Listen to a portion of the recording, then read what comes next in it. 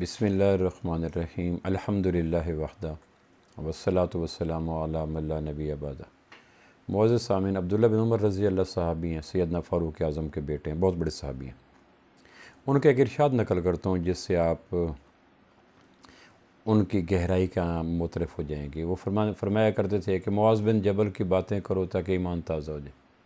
آپ اندازہ کریں، یعنی قرآن بھی تھا، آمنہ کے لال کے ارشاد بھی تھے صلی اللہ تعالی علیہ وسلم، لیکن عبداللہ بن عمر رضی اللہ جیسے بالغ نظر صحابی یہ کہہ رہے ہیں کہ معاذ بن جبل کی باتیں کرو تاکہ میرا ایمان تازہ ہو جائے۔ صحابہ کی بات کر کے ایمان کو تازہ کرتے تھے۔ اچھا، صحابہ کی بات کرنا یہ اللہ کی سنت ہے، یعنی چھوٹی بات نہیں ہے۔ قرآن مجید کی کتنی آیات اور اس میں کتنے احکام ایسے ہیں جو صرف صحابہ کے بارے میں۔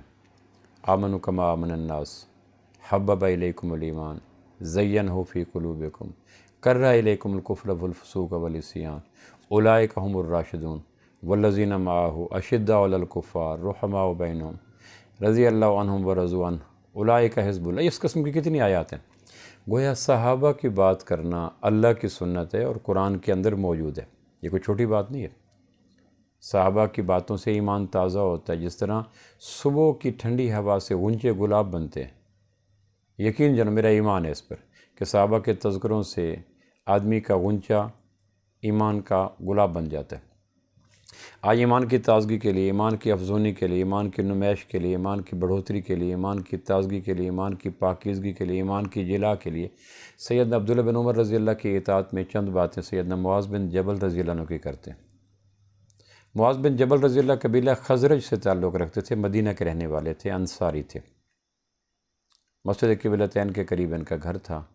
مصعب بن عمیر رضی اللہ کو جب آمنہ کے لال صلی اللہ علیہ وسلم نے مدینہ منورہ بھیجا تبلیغ کے لیے تو ان کا ہاتھوں پہ یہ مسلمان ہوئے۔ ہجرتوں کا سفر جب شروع ہوا تو اللہ کے محبوب نے ان کی مواخات سیدنا عبداللہ بن مسعود رضی اللہ سے کرائی تھی۔ حضرت عبداللہ بن مسعود رضی اللہ ان کے متعلق کہا کرتے تھے کہ معاذ فرد نہیں ہے، امت ہے۔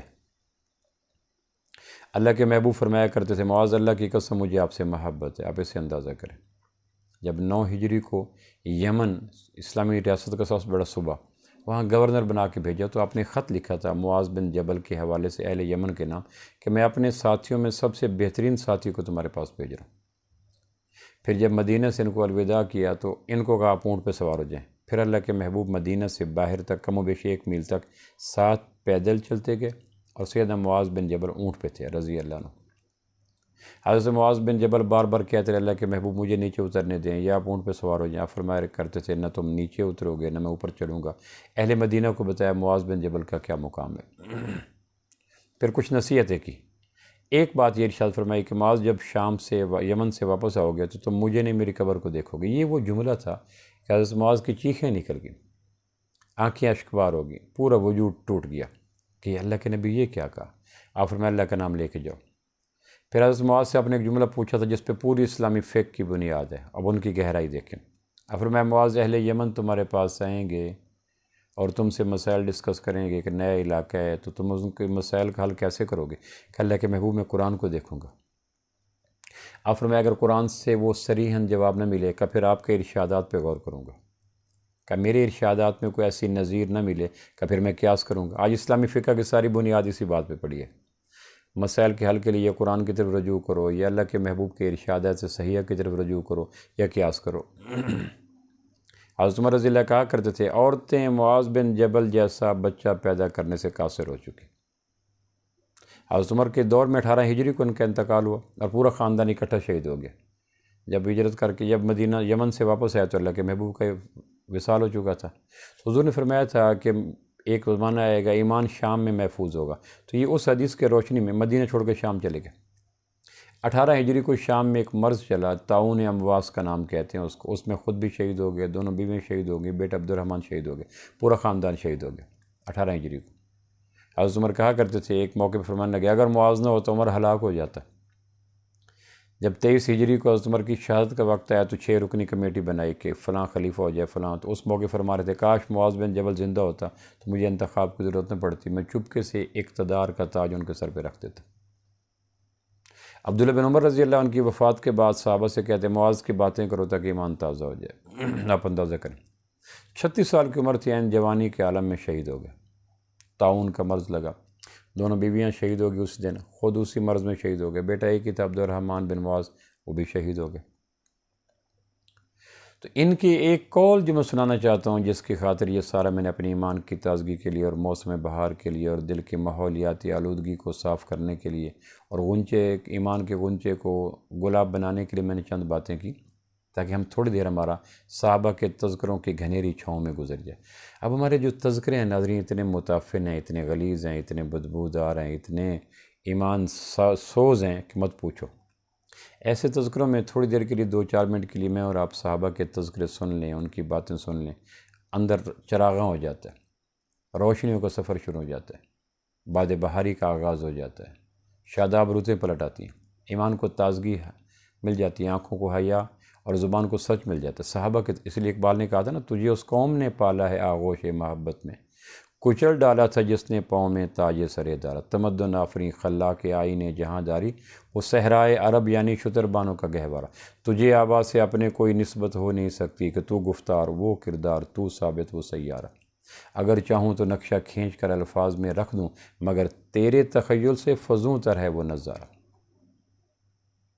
صحابہ نے کہا، اقبال اسی صحابہ کی بات کراتے ہیں نا، کبھی اے نوجوان مسلم تدبر بھی کیا تو نے، وہ کیا گردوں تھا تو جس کا ہے ایک ٹوٹا ہوا تارا۔ تو صحابہ کی باتوں سے نئی نسل اپنی بنتی ہے، غیرت زندہ ہوتی ہے، حیا زندہ ہوتی ہے، سچ زندہ ہوتا ہے، چونکہ ساری خیر کی شاخیں صحابہ کے وجود مسعود سے ہیں۔ اللہ جن کے تذکرے اپنی لاریب کتاب کے اندر آیتوں کے روپ میں کرے، آپ سمجھ سکتے ہیں کہ ان کی اہمیت کیا ہوگی۔ ہماری کم نصیبی یہ ہے کہ یہ جو مینار نور تھے اور آسمان والے کے پسندیدہ تھے اور نبوت کے شاگرد تھے اور درسگاہ صفا کے طالب علم تھے اور اسلام کا مطلوب تھے، اور جس کو ابن مسعود کہتا تھا کہ یہ فرد نہیں امت تھے، معاذ بن جبل فرد نہیں امت تھے، عمر جیسا رضی اللہ عنہ جس کہہ رہا ہے کہ اگر معاذ نہ ہوتا عمر ہلاک ہو جاتے، وفات کا وقت ہے رونے لگے۔ یہ بات میں سنانا چاہ رہا تھا۔ ایک ایسا جملہ معاذ نے وفات کے وقت فرمایا کہ علم جو تکبر جو براستہ علم ہے یہ عمل ہے، یہ خوفناک راستہ ہوتا ہے۔ تکبر کے جو 6 راستے امام غزالی نے لکھے ہیں، اس میں سب سے خوفناک راستے علم ہے، میں بڑا علامہ ہوں یہ جاہل ہے۔ حالانکہ امام شافعی کہتے ہیں جب دین کی کوئی نئی بات میرے سامنے آئی تو مجھے اپنی جہالت کا ادراک ہوا، یعنی یہ بات کہنے کی بجائے کہ میرے اندر ایک تکبر آ جائے، یعنی یہ بات جو نئی میرے سامنے آئی، یہ آیت کا ہے، یہ حدیث ہے، یہ اثر ہے، یہ قول ہے، یہ روایت ہے، تو گویا مجھے پہلے پتہ نہیں تھا، نہیں پتہ تو میں جاہل تھا۔ تو جب بھی کوئی دین کی بات سامنے آئی مجھے جہالت کا ادراک ہوا۔ تو تکبر کا جو چور راستہ بذریعہ علم آتا ہے یا بذریعہ عمل آتا ہے، اس کو توڑنے کے لیے خوبصورت جملہ جو سیدنا معاذ وفات کے وقت فرما رہے تھے، جن کو اللہ کے نبی کہیں معاذ اللہ کی قسم میں تم سے محبت کرتا ہوں، اور جن کو نبی رحمت اونٹ پہ سوار کر کے خود پیدل چلے، ان کی ٹانگیں باریک تھیں۔ ایک دفعہ کسی درخت پہ مسواک توڑنے کے لیے چڑھے ہوئے تھے، صحابہ ان کی باریک ٹانگیں دیکھ کے ہنس پڑے، تو نبی رحمت نے فرمایا معاذ کی ٹانگیں اللہ کے نزدیک احد پہاڑ سے وزنی۔ نہیں مجال ہے کہ کسی صحابی پہ نبی رحمت حرف آنے دے، تو اس موقع پہ فرمایا تھا۔ وفات کا وقت فرمانے لگے انما ہما قبضتان قبضۃ فی الجنہ و قبضۃ فی النار فلا ادری فی ای القبضتین اکون، یہ جملہ تھا۔ رونے لگے، پھر کہنے لگے، صحابہ نے تسلی دی کہ آپ صحابی ہیں، انصاری ہیں، اللہ کے محبوب ہیں، سائے کی طرح حضور کے ساتھ چمٹے رہتے تھے۔ ہر صحابی سوال کرتا تھا تو اللہ کے محبوب جواب دیتے تھے۔ معاذ کو اللہ کے نبی خود سوال دیتے تھے، معاذ تمہیں ایک ایسی بات بتاؤں، معاذ تمہیں ایک ایسا عمل بتاؤں، معاذ تمہیں ایک ایسا قول بتاؤں، معاذ تمہیں ایک ایسی دین کی بات بتاؤں، یعنی خود سوالوں کے حضرت معاذ رضی اللہ کی طرف سے جو حدیثیں مروی ہیں اس میں حضرت معاذ کے سوالات نہیں ہیں، نبی رحمت نے خود سوال معاذ کے دماغ میں اونڈیلے پھر خود جواب دیے۔ امام الفقہا اور ان کا لقب تھا کنز العلماء، سید الفقہا۔ خود حضور نے فرمایا تھا میری امت میں معاذ سے زیادہ حلال حرام کا علم رکھنے والا کوئی نہیں۔ یہ وفات کے وقت اس پائے کے صحابی ابن مسعود کے بھائی، مدینہ منورہ میں بڑے انصار میں قبیلہ خزرج کے رہنے والے، مسجد کے امام، اللہ کے محبوب کے دور میں سب سے بڑے صوبے کے گورنر، یعنی یمن سب سے بڑا صوبہ تھا، وہ وفات کے وقت کانپ رہے ہیں، ایسے ٹریملنگ کانپ رہے ہیں۔ کسی نے کہا کیا ہوا؟ کہا مجھے اللہ کے محبوب کی یہ سنیے گا، یہ بات میں کہنا چاہ رہا تھا کہ مجھے اللہ کے محبوب کا وہ ارشاد یاد ہے، جب اللہ کے محبوب نے ارشاد فرمایا تھا صلی اللہ علیہ وسلم کہ جب اللہ نے انسانوں کی روحوں کو پیدا کیا تو کچھ روحوں کو اپنے دائیں مٹھی ملے، انما ہما قبضتان، 2 मुट्ठियों में लिया, सारे इंसानों की रूहों को आलम अरवाह में अल्लाह ने इकट्ठा किया, यूँ पकड़ा। फिर अल्लाह फरमाया इन्नमा हुमा कब्ज़तन फ़िल जन्ना, ये जन्नत में जाएंगी, व कब्ज़तन फ़िल नार, ये दोज़ख में जाएंगी। फ़ला अदरी फ़ी अय्यिल कब्ज़तैन अकून, और मुझे नहीं पता कि मेरी रूह उस वक्त अल्लाह के बाएँ हाथ में थी या दाएँ हाथ में थी। कितना तकब्बुर कुछ जुमले। सहाबी, अल्लाह का महबूब, यमन का काजी, इस्लामी फ़िक़्ह का बानी, तसव्वुफ़ का इमाम, हदीस का इमाम, तफसीर का इमाम, कंज़ुल उलमा, इमामुल फ़ुक़हा, हलाल हराम का सबसे बड़ा इल्म जानने वाला, और जिनके तज़किरे सहाबा के ईमान को ताज़ा करें, वो वक्त वक्त ऐसे शाख बरीदा की तरह काँप रहे हैं कि अल्लाह के महबूब फरमाया कि अल्लाह ने तमाम इंसानों की रूहों को 2 मुट्ठियों में लिया। फरमाया ये मुट्ठी वाली रूहें जन्नत में जाएंगी और ये मुट्ठी वाली रूहें दोज़ख की तरफ जाएंगी। फ़ला अदरी फ़ी अय्यिल कब्ज़तैन अकून, मुआज़ मुझे नहीं पता कि मेरी उस वक्त रूह अल्लाह की बाएँ मुट्ठी में थी जो दोज़ख में जाएंगी या दाएँ मुट्ठी में थी जो जन्नत में जाएंगी। तो मैं क्या और मेरी इल्म क्या, मैं क्या और मेरी इबादत क्या, मैं क्या और मेरा ज़ुहद क्या, मैं क्या और मेरा तकवा क्या। जब इतने बड़े जबल किस्म के लोग, इल्म के पहाड़, तकवा के पहाड़, तदय्युन के पहाड़, वो काँप रहे हैं। नाज़रीन, ये जुमला था आखिरी वक्त में जो मैं सुनाना चाह रहा था। काश ये जुमला हमारी हिर्ज़ जाँ बन जाए। तो वो इल्म जो तकब्बुर जो बरस्ता इल्म आता है या बरस्ता अमल आता है, उसके जहर की तरियाक है ये जुमला कि मुझे नहीं पता कि मेरा उस वक्त, और दुनिया के किसी इंसान को किसी ज़रिए से ये पता नहीं चल सकता कि इन्नमा हुमा कब्ज़तन फ़िल जन्ना व कब्ज़तन फ़िल नार, फ़ला अदरी फ़ी अय्यिल कब्ज़तैन अकून, और मुझे नहीं पता कि मैं किस मुट्ठी में था।